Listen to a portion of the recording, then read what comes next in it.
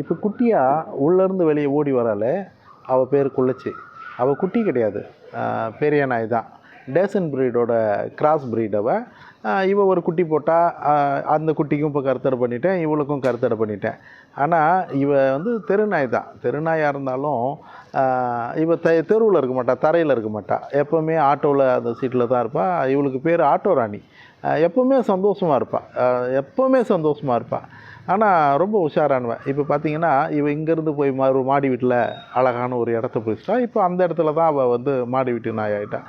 இவளுக்கு என்ன பிரச்சனைனா, அது கிராஸ் ப்ரீட்னாலவோ என்னவோ தெரில, அடிக்கடி காது வலி வரும். நான் காது ஃபுல்லாக அடைச்சிரும். தசையோட வளர்ச்சி ரொம்ப கனமாக இருக்கும். சின்னதாக ஒரு ஓட்டை இருக்கும். அந்த சின்ன ஓட்டையில் அழுக்கு படிஞ்சிருச்சுன்னா வலி கத்துவா உயிர் போகிற மாதிரி. அப்போ டாக்டர்கிட்ட கேட்டு அது அவரோட அறிவுரைப்படி அதுக்கு சொட்டு மருந்து விட்டு அவளை காப்பாற்ற வேண்டியது சூழல் இருக்குது. அந்த மாதிரி தான் நான் அவளை காப்பாற்றுறேன். இவங்களுக்கு மட்டும் இல்லை, நிறைய நாய்களுக்கு சாப்பாடு போடுறது, கருத்தடை பண்ணுறது, அவங்களுக்கான பணிகளை செய்யும்போது மனசு நிறைவாக இருக்குது. இவங்களோட இதை பார்க்கும்போது, இவங்களோட சந்தோஷத்தை பார்க்கும்போது நம்ம மனசும் சந்தோஷம் ஆகுதுல்ல.